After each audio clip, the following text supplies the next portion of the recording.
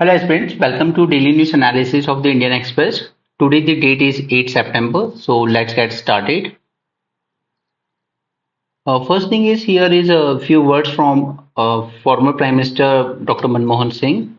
He said that exercise restraint in using diplomacy and foreign policy for party or personal politics.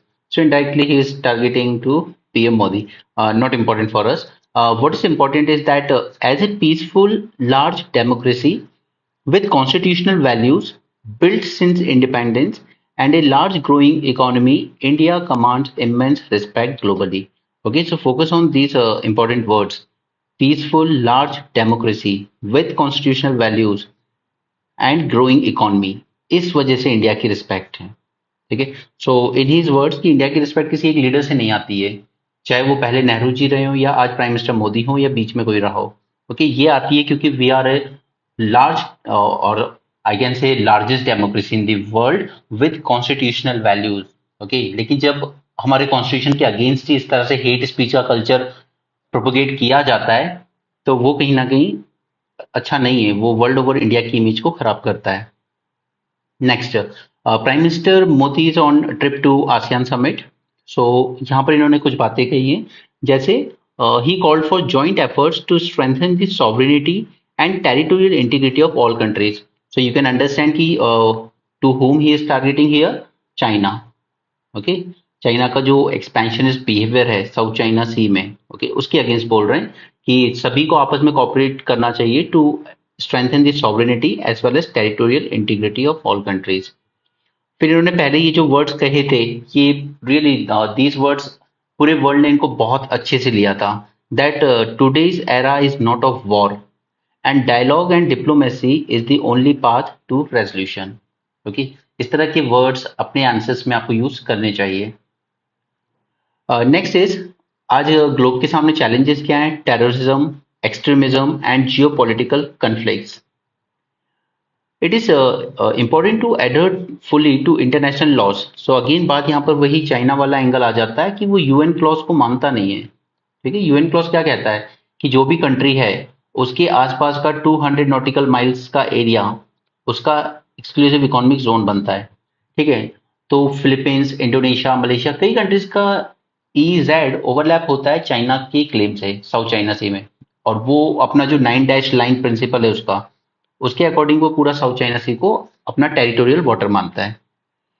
Okay, now again strengthen the sovereignty and territorial integrity of all countries, तो इसके लिए corporation जरूरी है. Next है यहाँ पर crypto currency को लेकर. तो G20 को भी यही कहना है कि देखिए इसको आउटराइट बैन नहीं किया जा सकता क्योंकि ये विद इन नेशनल बाउंड्रीज नहीं है, ये तो इंटरनेशनल लेवल, और फाइनेंशियल मार्केट में कोई इंटरनेशनल बाउंड्रीज होती भी नहीं है. ठीक है, तो अल्टीमेटली आउटराइट बैन करने से ज्यादा बेटर होगा अगर इसको रेगुलेट किया जाए, because these are in borderless nature. Okay, it recommended licensing crypto service providers and to implement FATF, anti money laundering and counter terrorist financing standards in India. क्योंकि cryptocurrencies को क्या है, और टेररिस्ट फाइनेंसिंग में भी काफी use किया गया. So these 2 points are good enough for your notes. Okay, आपके नोट्स में मिलने चाहिए ये पॉइंट्स. और पहली बात तो कि जो क्रिप्टो सर्विस प्रोवाइड कर रहे हैं उनको आप रेगुलेट कीजिए वाया लाइसेंस. सेकेंड इज कि फाइनेंशियल एक्शन टास्क फोर्स की जो प्रोविजंस हैं with respect to money laundering and terrorist financing, ठीक है, इनको स्ट्रिक्टली एनफोर्स किया जाए. आउटराइट बैन करना ठीक नहीं है. Then it said that widespread adoption of crypto assets could undermine the effectiveness of monetary policy. Okay, क्योंकि देखिए मॉनेटरी पॉलिसी इफेक्टिव है इनफेक्टिव, वो क्यों? क्योंकि जो सेंट्रल बैंक होता है हर कंट्री का, वो कंट्रोल कर रहा है मनी सप्लाई को, कि मार्केट में कितना पैसा जाएगा, पब्लिक के हाथ में कितना पैसा जाएगा. बट क्रिप्टो करेंसीज इनका आप कह सकते हो कि ये किससे आती हैं? ये माइनिंग से आती हैं. ओके, कंप्यूटर के सेंस से माइनिंग, नॉट ये जो लैंड की माइनिंग करते हैं. ओके, क्रिप्टो अल्टीमेटली आपको माइन करने पड़ते हैं, राइट? तो उस पर सेंट्रल बैंक का कोई कंट्रोल नहीं है. आप जितने माइन कर लोगे उस हिसाब से उसका मनी, उसका क्रिप्टो का सप्लाई, डिमांड सप्लाई चलता रहता है. ठीक है, तो यहाँ पर सेंट्रल बैंक का कोई कंट्रोल नहीं है. अब सेंट्रल बैंक मॉनेटरी पॉलिसी बना रहा है कि हम मनी सप्लाई को रेगुलेट करें, बट अगर मनी यहाँ से आ रहा है क्रिप्टोज के थ्रू, तो फिर ओके, तो ये मॉनेटरी पॉलिसी हमारी इनफेक्टिव हो जाती है इस केस में। नेक्स्ट यहाँ पर कभी सुप्रीम कोर्ट ने एनवायरमेंट का जो इतना वायलेशन हो रहा था उससे परेशान होके ऑलमोस्ट 2 डेकेड्स पहले 2002 में सुप्रीम कोर्ट ने एक कमेटी बनाई थी, सेंट्रल एम्पावर्ड कमेटी, जो डायरेक्टली सुप्रीम कोर्ट को ही रिपोर्ट करती थी on environment matters. It was setup in 2002 and reconstituted in 2008.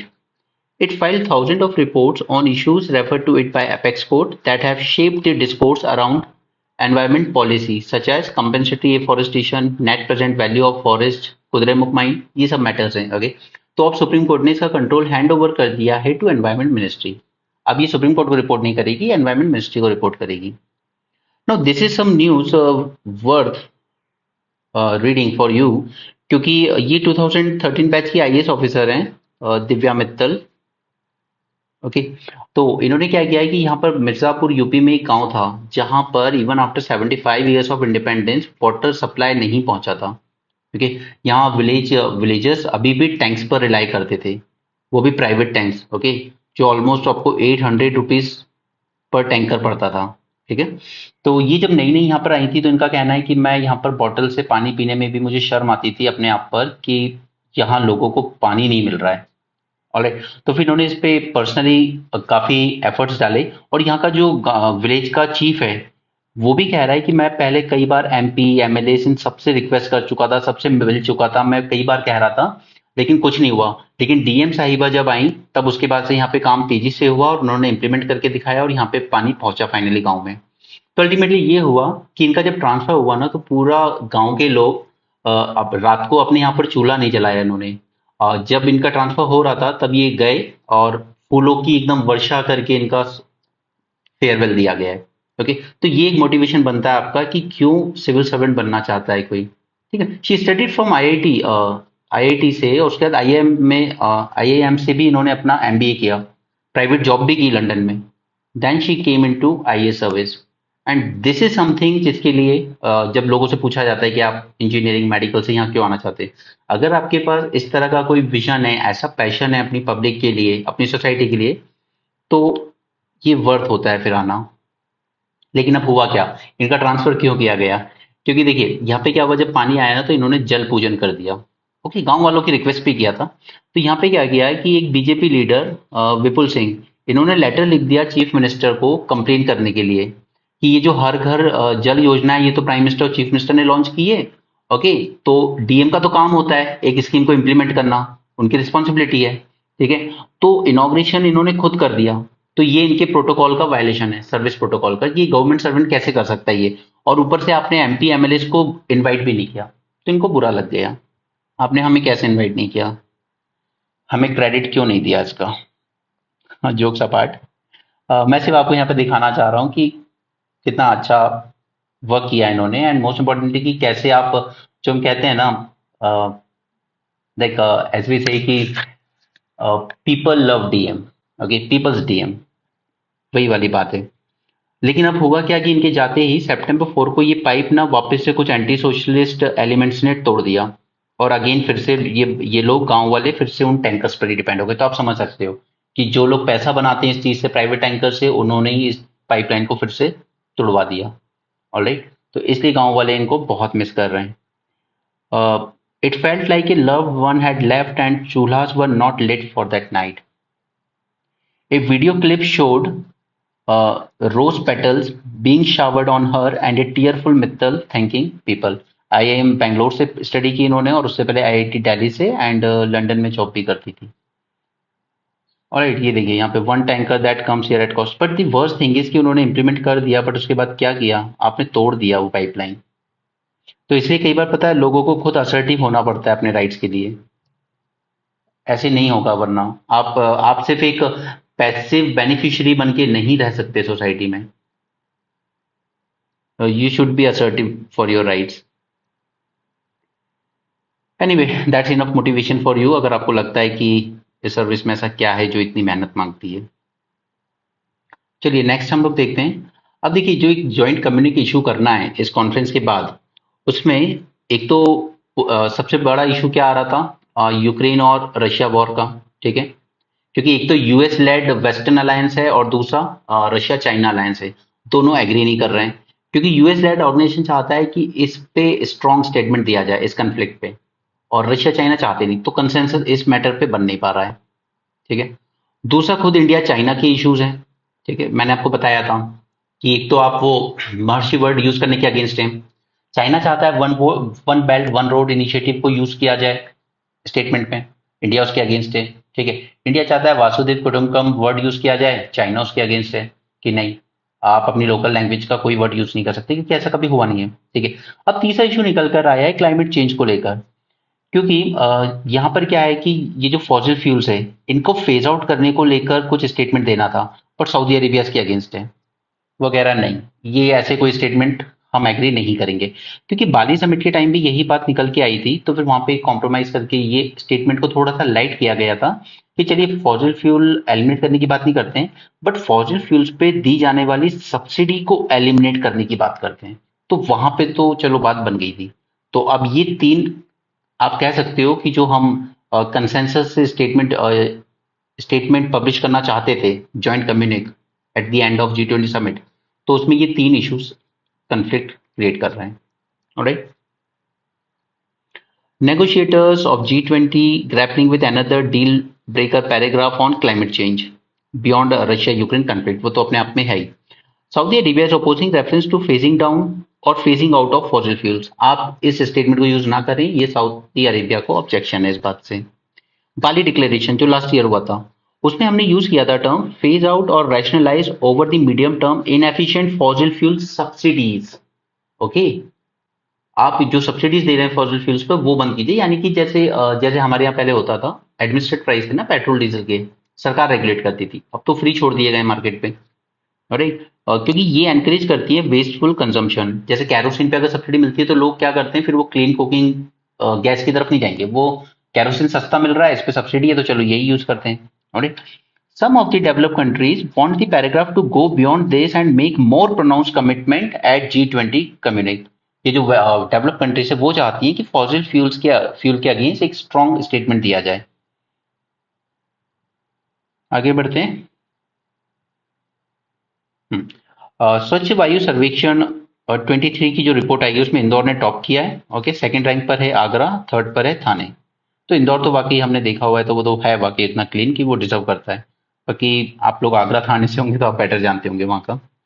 Anyway, next ASEAN के साथ देखिए, ब्लू इकोनॉमी से आप लोग क्या समझते हैं? ब्लू इकोनॉमी की जब हम बात करते हैं, यानी कि हम कहीं ना कहीं ओशन से मिलने वाले सारे रिसोर्सेज की बात कर रहे हैं। ठीक है, चाहे वहाँ का फिश स्टॉक हो, ठीक है, वहाँ से मिलने वाले कुछ मिनरल्स हों, जैसे पॉलीमेटेलिक नोड्यूल्स, या जो भी ओवरऑल ओशन ट्रेड हो हमारा, ठीक है, उसकी बात हम कर रहे हैं यहाँ पर। तो अब अगर आसियान और इंडिया को इसमें कोलैबोरेट करना है तो वो किन किन मैटर्स पे कर सकता है? देखिए, एक तो पहला maritime safety and security. Pirates बहुत होते हैं सी में, ठीक है, आपका नुकसान होता है उसको। दूसरा, शिप से होने वाला एमिशन, काफी सारा एमिशन होता है जब शिप्स ट्रांसपोर्ट करती हैं। ठीक है। Next is humanitarian assistance and disaster relief, जिसे हम शॉर्ट में HADR कहते हैं। Next is search and rescue, SAR। Early warning system develop कर सकते हैं, जैसे हमने बहुत अच्छा अर्ली वार्निंग सिस्टम डेवलप किया इंडिया में अगेंस्ट द साइक्लोन, तो वही आसियान ग्रुप्स के साथ भी शेयर किया जा सकता है। Countering piracy, trafficking in person, smuggling of arms and drugs, illegal unreported unregulated fishing. ये वर्ड्स जो है ना, IUU, HADR, ये सब आपके आंसर्स में बहुत क्लियरली दिखने चाहिए। अगर ये दिखते हैं ना आपके आंसर में तो आपको अच्छे मार्क्स दे दिए जाते हैं, क्योंकि यही सब टर्म्स तो आपको यूज करने आगे चल के ब्यूरोक्रेसी में भी। ठीक है, illegal unreported unregulated fishing. Now the statement include point such as encouraging innovation in blue economy. तो इसके लिए हैकेथॉन ऑर्गेनाइज की जाती हैं, स्टार्टअप फेस्टिवल्स लगाए जाते हैं, joint research for promoting knowledge sharing and capacity building and encouraging sustainable and eco tourism while promoting cruise and sea based tourism. उसके अलावा बहुत सारे मैटर्स हैं इंडिया आसियान की कॉपरेशन। अब ये सब मैटर्स इन जनरल हैं, चाहे वो G20 के कॉपरेशन की बात कर लीजिए, SCO, ब्रिक्स या आसियान। ठीक है, मैटर्स बिल्कुल सेम है। Strengthen cooperation on food security, nutrition by promoting trade and investment, capacity building, research and development, technology, innovation, sustainable management, infrastructure development, sharing of information, experience, and best practice in food, agriculture, forestry, and fisheries. The two sides acknowledge nutritional richness, climate resilience, health benefit, ecological sustainability of millets, mainstreaming cultivation, harvesting of millets. Okay, तो ये सब ऐसे points हैं जो सब जगह use होने हैं, कहीं भी किसी भी मल्टीलैटरल ऑर्गेनाइजेशन की बात कर लीजिए। आदित्य एल1 ने ये सेल्फी भेजी है, बट इसमें मुझे आपको काम का क्या, ये पॉइंट्स तो मैं आपसे ऑलरेडी डिस्कस कर चुका हूँ कि इसे 4 मंथ का टाइम लगेगा पहुंचने में। एंड ये कितना डिस्टेंस ट्रेवल करेगा, 1.5 million kilometre. Okay, L1 point पर स्टेशन किया जाएगा, जहां से आपको 24/7 अनऑब्स्ट्रक्टेड व्यू मिलेगा सन का। और L1 पॉइंट है क्या, तो यहाँ पर सन और अर्थ का ग्रेविटेशनल पुल बराबर हो जाता है। तो यहाँ पर हम जब इसको स्टेशन करेंगे तो ये स्टेबल रहेगा अपने आप, बिना ज्यादा फ्यूल यूज किए, ठीक है, क्योंकि दोनों तरफ से जो ग्रेविटी का अट्रैक्शन था वो न्यूट्रलाइज हो जाएगा, तो ये स्टेशन रहेगा एक जगह पे। अब इसमें ना एक पेलोड है VLC। तो ये इंपॉर्टेंट क्यों है? ये सिर्फ इंडिया ही नहीं बल्कि इससे पहले भी एक मिशन लॉन्च हुआ है, नासा और यूरोप का जॉइंट मिशन था, सोलर एंड हेलियोस्फेरिक ऑब्जर्वेटरी 95 में लॉन्च हुई थी। ठीक है, वो अभी तक L1 पॉइंट पर ही बैठा हुआ है। It is gathering data on sun for over 27 years now. तो अब इसमें क्या है कि इसके पास एक इंस्ट्रूमेंट था जो सन के कोरोनाग्राफ को ही वो करता था, स्कैन कर रहा था। ओके, तो वो खराब हो चुका है, इसका फेल हो चुका है। तो अब ये जो VLC से जो डेटा मिलेगा इस इंस्ट्रूमेंट से, तो यही SOHO टीम, यानी कि यही सोलर एंड हेलियोस्फेरिक ऑब्जर्वेटरी, ये टीम भी वेट कर रही है कि VLC से जो डेटा आएगा हम उसको यूज कर पाएंगे। Okay, this is because one of the coronagraphs aboard SOHO lost. The coronagraph on board Aditya L1 will be able to see much closer to surface of the sun than the SOHO coronagraph could, close to the point where the solar corona begins। जहां से सन का corona begin होता है ना, शुरू होता है, वहीं से हम लोग देख पाएंगे। चलिए आगे बढ़ते हैं। यहाँ पे ये नटराज स्टैचू काफी न्यूज में है, तो मैं इसको लेके आपको कुछ बातें बता देता हूँ।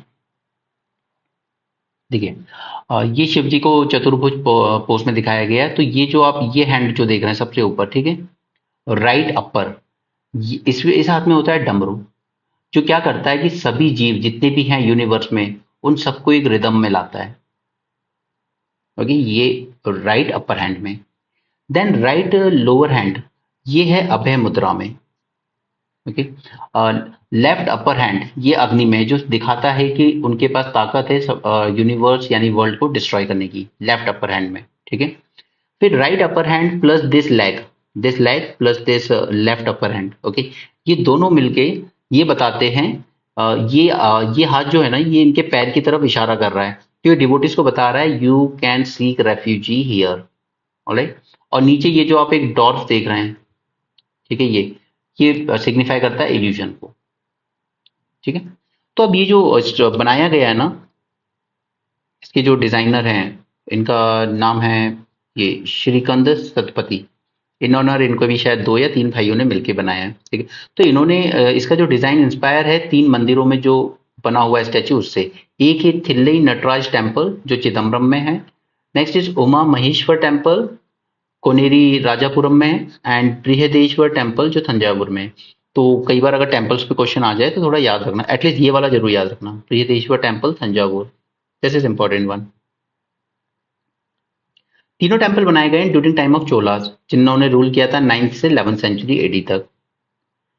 लॉर्ड ऑफ डांस भी कहते हैं इनको। Shiva is death and time which destroys all thing. He is the lord of dance, that is Nataraja, who is said to invented no less than 108 different dances, and he is encompassed by a flaming halo। ये जो आप surrounding में देख रहे हैं ना, ये वाला फ्लेमिंग हेलो। और माना जाता है कि ये जो ये है ना, ये अग्नि है, ये सब कॉर्नर में, और ये अग्नि इनके डांस से ही जनरेट हो रही है जो पूरे वर्ल्ड को डिस्ट्रॉय कर सकती है।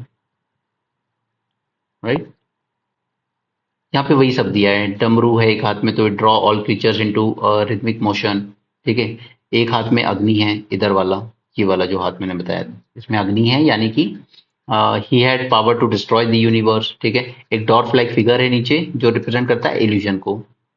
ठीक है, जो इंसानों की जिंदगी की सबसे बड़ी समस्या है। ऑलराइट, उसके बाद व्हाट एल्स, मैं बता ही चुका हूँ वैसे, ये अभय मुद्रा है एक हाथ में, जो it is gesture that allies figure fear. Okay, and सबसे इंपॉर्टेंट बात कि ये स्माइल कर रहे हैं इसमें, तो आप कह सकते हो, अब वो तो सबके ऊपर है कि वो किस तरीके से इसको देखते हैं। He smiles at death and at life, at pain and at joy alike, और rather his smile is both death and life, या बोथ जॉय एंड पेन, जैसे भी इंटरप्रेट करना चाहे कोई। चलिए, अब G20 से 5 इंपॉर्टेंट थिंग आप जो नोट कर सकते हैं। पहला, कि इस पोलराइज्ड वर्ल्ड में कंसेंसस बिल्ड करना अपने आप में चैलेंजिंग टास्क है। मैंने पीछे आपको 3 रीजन बता भी दिए, ठीक है। एक तो है रशिया यूक्रेन कन्फ्लिक्ट की वजह से कॉम्प्रोमाइज पे नहीं रीच कर पा रहे हैं, क्योंकि G7 कंट्रीज, जो कि मोस्टली वर्ल्ड की रिचेस्ट डेमोक्रेसीज हैं, वो एक कंडेमनेटरी लैंग्वेज चाहती हैं रशिया के एक्शन पर, ठीक है। बट इंडिया अपनी प्रेसिडेंसी में ऐसा कुछ करना नहीं चाहता है। बाली में सबमिट हुआ था, ठीक है। वहां पे भी इंडोनेशियन जो नेगोशिएटर थे वो भी इसी चीज को लेके परेशान हुए थे कि किस तरह की लैंग्वेज यूज करें। बट फाइनली उन्होंने एक ऐसी लैंग्वेज यूज कर ली थी जो एक्सेप्टेबल थी दोनों को, यूएस लेड वेस्टर्न अलायंस को भी और रशिया चाइना ब्लॉक को भी। यानी कि प्रॉपर कंडेमनेशन तो उन्होंने भी नहीं किया था, तो इंडिया तो कर भी नहीं सकता फिर, ठीक है, जिस तरह के हमारे अच्छे रिश्ते हैं रशिया के साथ। Now G20 in every Indian state smaller cities, ये मैंने कल भी आपको बताया था कि इसको एक पीपल्स मूवमेंट बनाने की कोशिश की गई है।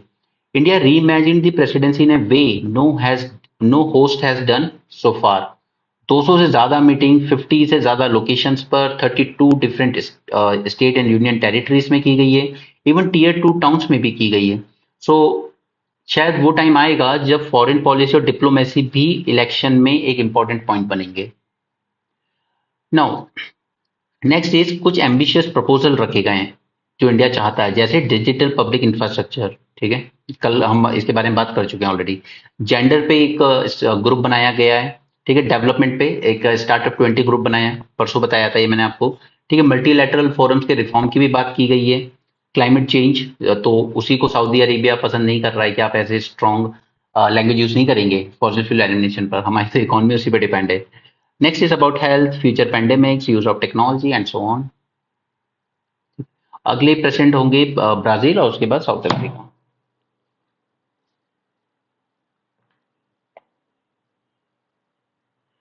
फोर्थ, देखिए जब ये स्टार्ट हुई थी ना प्रेसिडेंसी, साल भर के लिए रहती है अफेयर, तो सबसे पहला समिट हमने किया था वॉइस ऑफ ग्लोबल साउथ, ठीक है।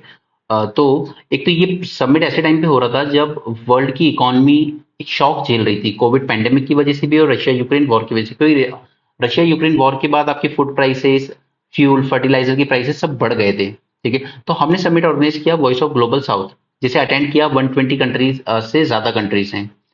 इंडिया ने एडवोकेट किया कि देखिए G20 को एक्सपैंड करना चाहिए और अफ्रीकन यूनियन को एक सीट देनी चाहिए, because African union ultimately represent करता है 54 कंट्रीज को, and not just 54 countries but 1.3 billion people को भी। ओके, अभी G20 में सिर्फ एक ही कंट्री है, that is south Africa. Okay, but overall उस कॉन्टिनेंट पे 54 कंट्रीज है, तो एक सीट अफ्रीकन यूनियन को देनी चाहिए। अगर इंडिया ये करने में कामयाब हो जाता है तो सीरियसली इंडिया की जो क्लेम है ना कि हमें परमानेंट मेंबर बनाइए यूएनएससी का, वो क्लेम बहुत स्ट्रांग हो जाएगा। पूरे अफ्रीकन कॉन्टिनेंट का सपोर्ट होगा आपके पास। नेक्स्ट अगेन वही चाइना एंगल, ठीक है। यहाँ पे प्रेसिडेंट जी आए नहीं है और उन्होंने कोई ऐसा सॉलिड रीजन भी नहीं दिया है कि वो क्यों अटेंड नहीं कर रहे हैं।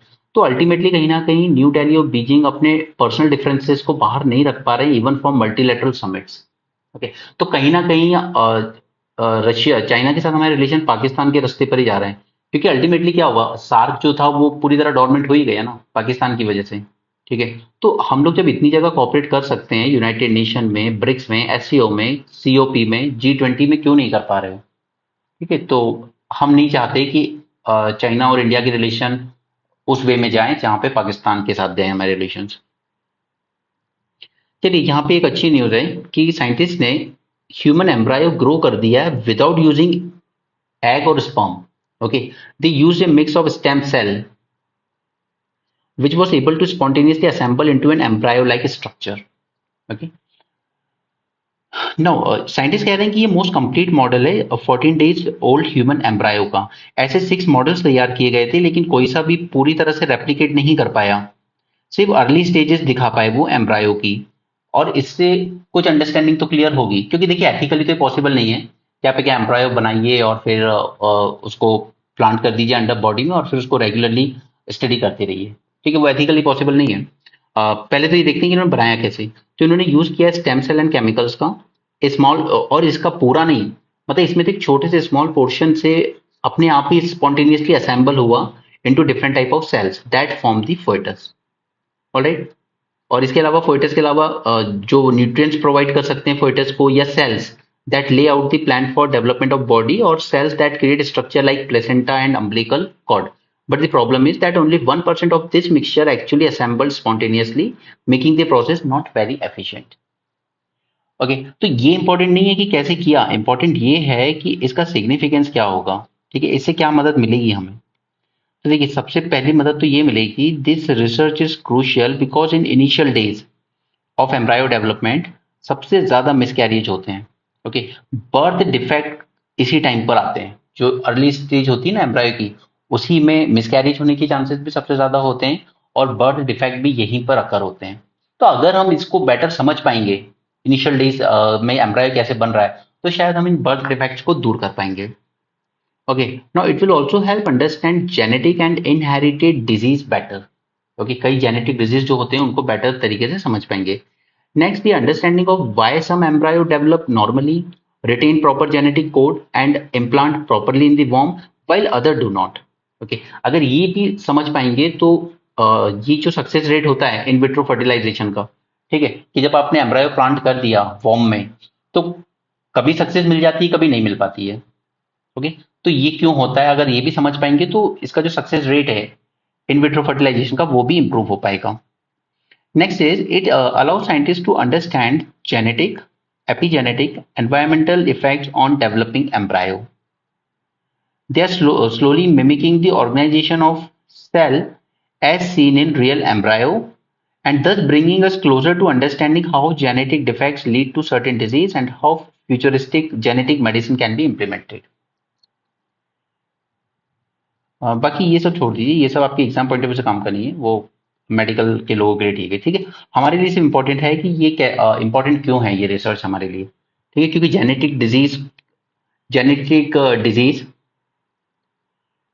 ओके कैसे होती है उसको समझने में मदद मिलेगी, इनके लिए एक प्रॉपर मेडिसिन डेवलप कर पाएंगे। Okay, this is second significance. तीसरा, कि बर्थ डिफेक्ट्स को हम जल्दी पकड़ पाएंगे कि ये क्यों हो रहे हैं और कैसे हो रहे हैं। And one more was there, हाँ, इन विट्रो फर्टिलाइजेशन का सक्सेस रेट हम लोग इंप्रूव कर पाएंगे। राइट, तो बस ये 4 पॉइंट याद रखिए, बाकी के आर्टिकल से आपको कोई लेना देना नहीं। Right, 1 2 3 4, that's good enough. चलिए आगे बढ़ते हैं। यहाँ पे G2 का मतलब है सीनो अमेरिका, सीनो एंड यूएसए। ठीक है, मतलब ग्रेट पावर। A2 से मतलब है सीनो एंड इंडिया। ठीक है, मतलब एशियन, दोनों एशियन कंट्रीज है ना। ठीक है, तो ये कह रही है कि इनको आपस में कम्युनिकेट करना चाहिए, मतलब इंडिया और यूएसए को आपस में कम्युनिकेट करते रहना चाहिए कि चाइना के साथ हम किस तरह डील कर रहे हैं और आप किस तरह डील कर रहे हैं, क्योंकि दोनों के ही काफी इश्यूज चल रहे हैं। इंडिया एक्सपेक्ट करता है कि ये जो एक्सपोर्ट कंट्रोल लगाए हैं यूएसए ने, ओके, अपने यहाँ की टेक्नोलॉजी पे और प्राइवेट कंपनीज पे भी, कि आप जो एडवांस चिप टेक्नोलॉजी है चाइना में ना तो आप इन्वेस्ट करेंगे ना उनके साथ शेयर करेंगे। तो इंडिया चाहता है चलो ये अच्छी बात है, लगाए रखो आप। ठीक है, दूसरी तरफ सीनो भी सॉरी यूएसए भी बहुत केयरफुली ऑब्जर्व करता है कि इंडिया बॉर्डर पर किस तरह नेगोशिएट कर रहा है चाइना के साथ। Okay, it should not like unilaterally आप चाइना के सामने झुक के आप उसकी बातें मान लो, क्योंकि आज आप ये करोगे तो वो और एम्बोल्डन होगा with respect to Taiwan. Okay, और फिर कहीं आप अपनी बॉर्डर सेटल करने के चक्कर में ये ना एग्री कर लो कभी चाइना से कि ठीक है हम पैसिफिक में ज्यादा इंटरफेयर नहीं करेंगे। ऑलराइट, क्योंकि यूएस अल्टीमेटली क्या चाहता है, इंडिया को क्वाड पार्टनर, एक important quad partner in fact, okay, कि इंडिया का रोल रहे पैसिफिक में। तो यहाँ पे राइटर का यही कहना है कि दोनों को एक दूसरे को अपडेट करते रहना चाहिए कि हम चाइना के साथ किस तरीके से नेगोशिएट कर रहे हैं। ऑलराइट, बाकी ये एक ही एक्सरसाइज का नाम याद रखिए, ऑस्ट्रेलिया में होती है तालिस्मान साबरे एक्सरसाइज।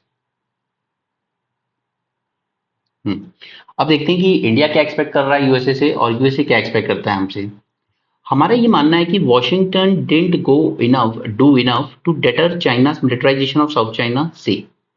देखिए, यूएस का मानना है in the US that they desire not to provoke China made India shy away from Quad for a decade. ठीक है, जब हमें पहले क्वाड का मेंबर बनने के लिए इंसिस्ट किया जाता था तो हमारा ये मानना था कि देखिए ना तो जापान उसके साथ लैंड बॉर्डर शेयर कर रहा है, ना ऑस्ट्रेलिया कर रहा है, ना यूएसए कर रहा है, सिर्फ इंडिया करता है। तो कहीं ना कहीं हमारा ये मानना था कि अगर हम यूएसए के करीब जाएंगे, जापान के करीब जाएंगे क्वाड मेंबर बन के, तो चाइना प्रोवोक होगा, यहाँ लैंड पे डिस्प्यूट्स और ज्यादा बढ़ेंगे। ठीक है, तो ये चीज यूएसए को पसंद नहीं आती। दूसरा हमारा ये मानना है कि साउथ चाइना सी में यूएस के पास कई नेवल बेस हैं, ठीक है, पैसिफिक ओशन में, बट कहीं ना कहीं वो डेटर नहीं कर पाया है चाइना को अपनी मिलिट्री पावर दिखाने से इस रीजन में। ठीक है, तो ये दोनों को एक दूसरे के दूसरे पे थोड़ा सा सस्पेंस लगता है इस बात को लेकर। Next, there are shared concerns about China have been a key driving force in the partnership as well as the development of Quad. अब देखिए चाइना का राइस ऑलमोस्ट कंप्लीट हुआ 99 के अराउंड, ठीक है, 99 2000, और 2000 के बाद से ही इंडिया के रिलेशन यूएस के साथ धीरे धीरे इंप्रूव होना शुरू हुए, क्योंकि दोनों को पास लाने का काम किसने किया? चाइना फैक्टर ने। ओके, अगर चाइना का राइस नहीं होता तो यूएसए इंडिया के इतना करीब या इंडिया यूएसए के इतना करीब भी नहीं जाता। ओके, चाइना फैक्टर की वजह से कई देश हैं जो यूएसए के करीब गए। अगर चाइना तरीके से रहता तो ये नौबत नहीं आती। Next, both Washington and Delhi perceive China as their primary rival, one whose behavior adversely affect their interests and strategic space. In India's case, Pakistan in the US case, Russia in part through China prism. क्योंकि देखिए हम भी पाकिस्तान के साथ अपने जो relation देखते हैं ना वो चाइना प्रिज्म से ही देखते हैं, और यूएस भी रशिया के साथ अपने जो रिलेशन देखता है वो चाइना प्रिज्म से ही देखता है। So China is everywhere. Next is, चलिए यहाँ पर अब जो काम के पॉइंट्स हैं, ये तो अभी तक से समझने की बात थी। देखिए, there are also considerable evidence that both are persisting with that competition. For instance, range of economic and technology restrictions that Delhi and Washington have imposed. अब यूएस ने क्या किया? एक तो आकुश बनाया, ठीक है, यूएसए, यूके और ऑस्ट्रेलिया को साथ लेकर। अल्टीमेटली गोल क्या है? चाइना को रोकना, ठीक है। एक ट्राइलेटरल समिट भी किया है अभी इन्होंने, यूएसए ने साउथ कोरिया और जापान के साथ। डिफेंस कॉपरेशन एग्रीमेंट साइन किया है पापुआ न्यू गिनी के साथ, साउथ चाइना के सी की जस्ट बॉर्डर पर ही है ये कंट्री भी, छोटी सी। And it also approve $500 million arm sale to Taiwan. ठीक है, तो ये सब किस लिए किया जा रहा है? चाइना को डेटर करने के लिए। सेम इंडिया भी कर रहा है। इंडिया ने वेलकम किया Japanese and French naval ships को अपने स्ट्रेटेजिकली लोकेटेड अंडमान आइलैंड पर। और अंडमान आइलैंड पर अंडमान आइलैंड का ही सिग्निफिकेंस इतना ज्यादा क्यों है? क्योंकि बिल्कुल मलाकोव स्ट्रेट के पास है, जो कि चाइना का चोक पॉइंट है सबसे बड़ा, उसका सारा ट्रेड यहीं से निकलता है। Next is deployed is submarine to Australia for the first time. पहली बार हमने अपनी सबमरीन ऑस्ट्रेलिया में डॉक की। Signed a coast guard agreement with the Philippines and called for Beijing to respect the 2016 arbitral award on South China Sea. ये 2016 में जो arbitration ने अवार्ड दिया था ना, उसमें कहा था कि चाइना का अकेले का राइट नहीं बनता पूरे साउथ चाइना सी पर, बट चाइना ने इस अवार्ड को कभी एग्री किया नहीं। ठीक है, तो इंडिया ने बस इसी को दोबारा इंसिस्ट किया है। राइट, तो ये स्टेप्स हैं जो इंडिया ने लिए हैं और ये स्टेप्स हैं जो यूएसए ने लिए हैं, और दोनों का कॉमन गोल क्या है? To deter China. तो ये पॉइंट्स याद रखिएगा, क्योंकि ये पॉइंट्स जो है ना, ये अंडमान आइलैंड वाला और ये सबमरीन, ठीक है, coast guard agreement with Philippines, ये शायद आपने नहीं फॉलो किए होंगे पहले न्यूज में। ठीक है, क्योंकि मैंने डिस्कशन कराना आपको शुरू किया है 27 जून से, उसके पहले नहीं। Deepen their own defence security and technology cooperation, और बाकी इंडिया यूएस आपस में अपना सिक्योरिटी कॉपरेशन डीप करें, वो भी हो रहा है। Reliability concerns will lead to reluctance to deepen cooperation that in turn will lead to more reliability concerns। नहीं, छोड़िए इसको, आगे बढ़ते हैं।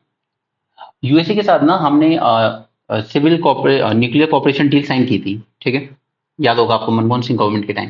लेकिन इसमें हमने क्या किया, फिर एक न्यूक्लियर लाइबिलिटी एक्ट लगा दिया। इसका मतलब ये था कि अगर न्यूक्लियर डिजास्टर होता है कोई, तो जैसे सपोज कि वो न्यूक्लियर प्लांट अमेरिकन कंपनी लगाया है, तो उस कंपनी की लाइबिलिटी बनेगी।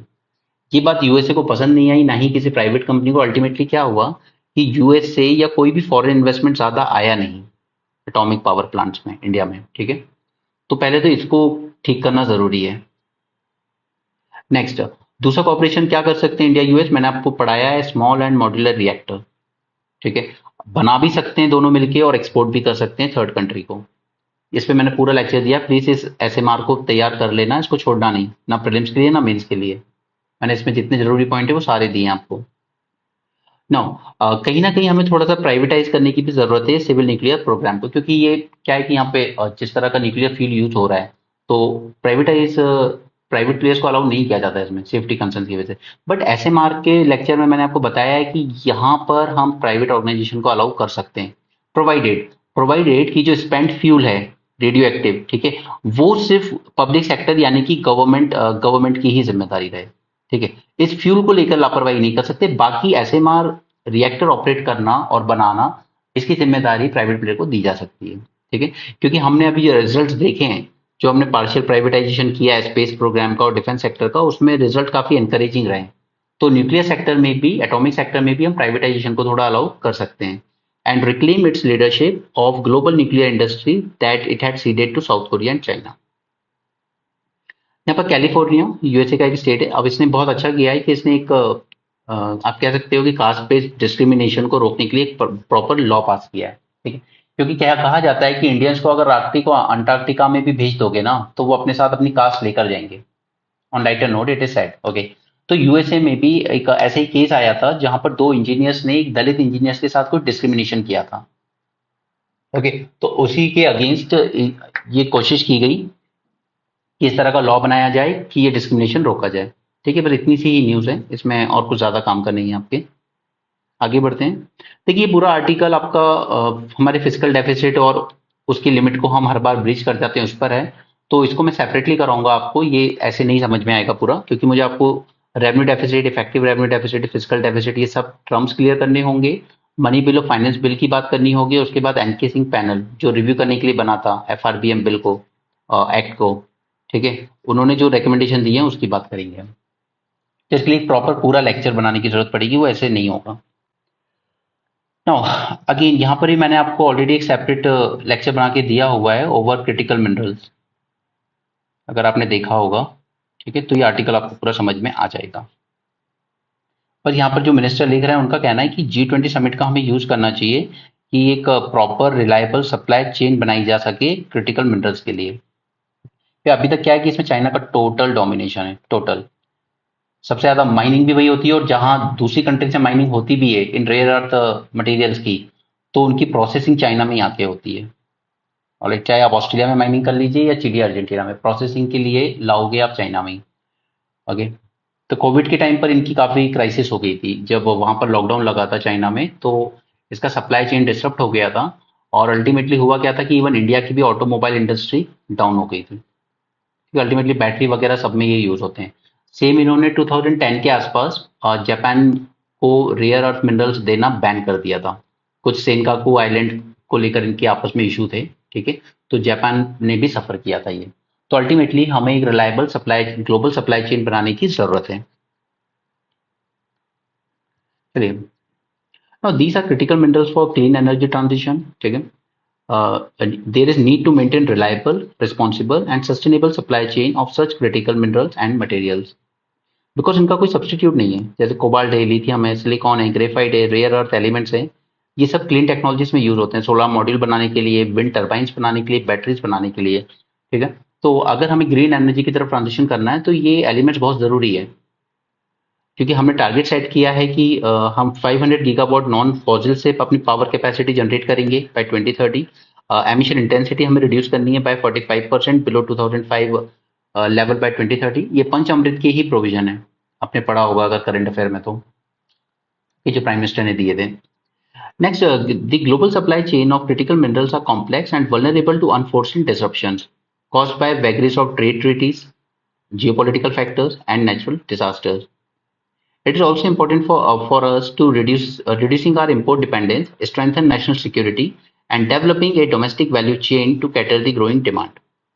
अब देखिए, चाहे आप आर्म्स में चाहे फाइटर जेट्स बना लीजिए, चाहे मिसाइल्स बना लीजिए, चाहे रॉकेट बना लीजिए, अल्टीमेटली आपको जरूरत इन सभी एलिमेंट्स की पड़ती है। ठीक है, अब अगर हमने चांद पर भेजा है अपना चंद्रयान, ठीक है, तो उसमें हमने रॉकेट यूज किया ही है। वहां पर चांद पर जो इंस्ट्रूमेंट्स भी हैं, उनमें क्या है, हमने सोलार पैनल लगाया है ना, वहीं से तो इलेक्ट्रिसिटी ले रहा है वो। अगली बार जब हम भेजेंगे, जब लाइफ थोड़ी लंबी होगी हमारे मिशन की, तो हमें प्रॉपर बैटरी लगानी होगी वहां पे। ठीक है, बैटरी यूज करेंगे ताकि जब नाइट भी हो वहां पर तो पावर सप्लाई मिल सके। तो अल्टीमेटली ये एलिमेंट्स आपको हर जगह काम आएंगे, हर जगह यूज करने होंगे। ठीक है, तो ये आपकी नेशनल सिक्योरिटी के लिए भी इंपॉर्टेंट है। तो अब जरूरत है कि सिर्फ इम्पोर्ट पे डिपेंडेंट ना रहें, हम डोमेस्टिक वैल्यू चेन खुद की भी डेवलप करें अपने डिमांड मीट करने के लिए। बट डोमेस्टिक लेवल पे करने के लिए आपको जरूरत है कि या तो आपके पास रिसोर्सेज हों वो आपकी जमीन में जो आप माइन कर सको, और या फिर आप फॉरेन दूसरी कंट्रीज में, जो अफ्रीका साउथ अमेरिकन कंट्रीज हैं, उनमें जाके आप एक्वायर कर लीजिए माइंस। दो ही तरीके हैं, राइट। तो हम एक्सप्लोर भी कर रहे हैं और हम बाहर भी एक्वायर कर रहे हैं। Focus on exploration, processing, use and recycle. तो इसके लिए काफी अमेंडमेंट किए गए mines and mineral development and regulation act में, to increase the domestic source of production. New auction regime भी लेकर आए 2015 में, to granting of mining licence and composite licence for mine development. National mineral exploration trust establish किया गया for exploration of critical minerals with private agencies. And सबसे important step जो India ने लिया है, उसने 6 मिनरल्स को अपनी जो लिस्ट थी, जहां पर सिर्फ पब्लिक सेक्टर ही अलाउ था, ठीक है, ऐसे 12 एटॉमिक मिनरल्स थे जिसमें सिर्फ पब्लिक सेक्टर ही आ सकता था, या उनकी माइनिंग सिर्फ पब्लिक सेक्टर कर सकता था, प्राइवेट नहीं। तो उन 12 में से हमने 6 को निकाल दिया है कि चलिए, इंक्लूडिंग लिथियम, कि ये 6 प्राइवेट सेक्टर भी माइन कर सकते हैं। राइट, तो ये एक अच्छा स्टेप था। नेक्स्ट, इंटरनेशनल लेवल पे हमने कुछ कोलैबोरेशन किया कंट्रीज के साथ, building a resilient critical value mineral value chain. India की एंट्री, आपको पता है अभी यूएसए गए थे जो प्राइम मिनिस्टर, तो इंडिया की एंट्री की गई है मिनरल सिक्योरिटी पार्टनरशिप में। दूसरा, ऑस्ट्रेलिया के साथ हमने economic cooperation and trade agreement sign किया है, क्योंकि ऑस्ट्रेलिया के पास भी काफी रिसोर्सेज हैं, क्रिटिकल एलिमेंट्स। ठीक है, दूसरा हमने काबिल स्टैब्लिश किया था, 3 पब्लिक सेक्टर कंपनीज ने मिलकर अपने शेयर पुल इन करके काबिल स्टैब्लिश किया है, जो फॉरेन में एक्वायर करेगा माइंस को, ओके, और वहां पे खुद माइनिंग करेगा, चिली और अर्जेंटीना में स्पेशली। ठीक है, तो G20 presidency will strengthen our work on critical minerals with India taking leadership role. यहाँ पे चाइना और ऑस्ट्रेलिया के भी रिश्ते कुछ ज्यादा अच्छे नहीं चल रहे हैं, काफी लो जा चुके हैं इनके सिंस पैंडेमिक। क्योंकि पहले तो ऑस्ट्रेलिया ने एक लॉ पास किया जिससे कहा गया कि foreign companies, specially Chinese companies को टारगेट था, फॉरेन कंपनीज पॉलिटिकल पार्टीज को डोनेशन नहीं दे सकती, क्योंकि वो इन्फ्लुएंस करती हैं फिर वहां की गवर्नमेंट को और पॉलिसी मेकिंग में। और मैंने आपको बताया भी था जब मैंने क्रिमिनलाइजेशन ऑफ पॉलिटिक्स पढ़ाया था मीन्स सीरीज में, कि इंडिया ने उल्टा अलाउ कर दिया है पॉलिटिकल पार्टीज को फॉरेन फंडिंग, जबकि ऑस्ट्रेलिया ने इसको बैन किया क्योंकि इसके रिजल्ट अच्छे नहीं आ रहे थे। It pass the law that ban to convert foreign interference in domestic politics, barring Chinese owned telecommunication giant Huawei from Australia 5G network, citing security concern। इन्होंने 5G से बैन कर दिया था कि ये चाइनीज कंपनी इन्वेस्ट नहीं कर सकती। Third, independent investigation of Covid pandemic. Australia ने कह दिया था यूएन में कि इंडिपेंडेंट इन्वेस्टिगेशन होनी चाहिए कि क्या ये कोविड चाइनीज लैब में बना है। नेक्स्ट, जापान ने अपना लूनार एक्सप्लोरेशन स्पेसक्राफ्ट सेंड किया है फ्रॉम HIIA रॉकेट, ओके, और and it hope to become world 5th country to land on moon. अब देखिए यहाँ पर ये सारे मैंने आपको एक प्रॉपर मेंस का लेक्चर दिया हुआ है इस पे, डार्क पैटर्न्स पे, अगर आपने देखा होगा तो। ठीक है, ये सब टर्म्स मैंने वहां पे एक्सप्लेन करे, फॉल्स अर्जेंसी, बास्केट स्नीकिंग। अब देखिए, प्रीलिम्स में I can assure you, I can guarantee you, वो इस तरह का क्वेश्चन आपको जरूर देगा, ये 3-4 टर्म देगा और पूछेगा ये क्या है या क्यों न्यूज में थे। तो you should answer that it is a type of dark pattern. ठीक है, मैं इसको पूरा एक्सप्लेन नहीं कर रहा हूँ क्योंकि पूरा एक 40 मिनट का मेंस का लेक्चर इस पे ऑलरेडी बनाया हुआ है, आप देख सकते हैं प्लेलिस्ट में। ठीक है, तो इस तरह के टर्म्स याद रखिए, basket sneaking, bait and switch, nagging. ठीक है, ये याद रखिए, ये प्रीलिम्स में शॉर्ट शॉर्ट आएगा, पक्का आएगा। नेक्स्ट, यहाँ पे ये एशियन डेवलपमेंट बैंक के प्रेसिडेंट आए थे, तो इनके साथ ही कुछ बातें हैं। जैसे इन्होंने कहा था, enhance the funding capacities of multilateral development bank to meet sustainable development goals and other emerging challenges. India के बारे में इनका कहना है, India infrastructure investment, focus on fiscal consolidation and business oriented reforms have enhance the climate for private investment. काफी strong partnership है हमारी Asian development bank के साथ सिंस 1986। काफी लोन, ग्रांट्स, टेक्निकल असिस्टेंस हमने लिया है, total up to $52 billion, so that is huge amount. सबसे ज्यादा एशियन डेवलपमेंट बैंक से हमारे पास लोन आता है ट्रांसपोर्ट सेक्टर में, like road, expressway and so on, okay. But उसके अलावा ह्यूमन कैपिटल में भी अब लोन या इनका असिस्टेंस बढ़ रहा है धीरे धीरे, ओके। इनका कहना है, private sector development is also a की फॉर एशियन डेवलपमेंट बैंक। और प्राइवेट सेक्टर को भी हमने करीब करीब $2.84 बिलियन का लोन दिया है। Almost 22% of our total private sector loan India को दिया गया हमने। Okay, ADB is also supporting India's commitment to climate action. तो इसके लिए इन्होंने लॉन्च किया है innovative finance facility for climate in Asia and Pacific. ठीक है, उसके बारे में डिटेल में जाने की जरूरत नहीं है। It is also working on promoting integrated urban development underpinned by improved logistic, industrial development and skill upgrades. अब इनका कहना है कि ये जो न्यू दूसरे बैंक उभर के आ रहे हैं जैसे BRICS bank, new development bank और उसके बाद एशियन इंफ्रास्ट्रक्चर इन्वेस्टमेंट बैंक, तो उनका कहना है ये कोई कंपटीशन नहीं है, ठीक है, कॉम्प्लीमेंट्री है सब। Emergence of new development partners because financing need of Asian Pacific amount two trillion of dollars and these banks can only provide a small portion of this. Okay, so there should be a strong coordination and it is critical to ensure diverse needs of our clients and bring efficiently met. Okay, now Asian Development Bank expects India's economy to achieve a growth of 6.4% and it is the fastest growing economy in the region.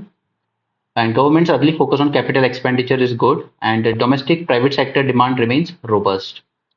Export demand has encountered some headwinds due to decelerating global trade, क्योंकि दूसरी countries में consumption कम हो रहा है क्योंकि उनके यहाँ पे सेंट्रल बैंक रेट बढ़ा रहा है। ठीक है, India service sector has demonstrated remarkable competitiveness and acted as a buffer. हमारा सर्विस सेक्टर का ट्रेड में ज्यादा प्रॉब्लम नहीं आई है, सिर्फ मैन्युफैक्चरिंग में आई है।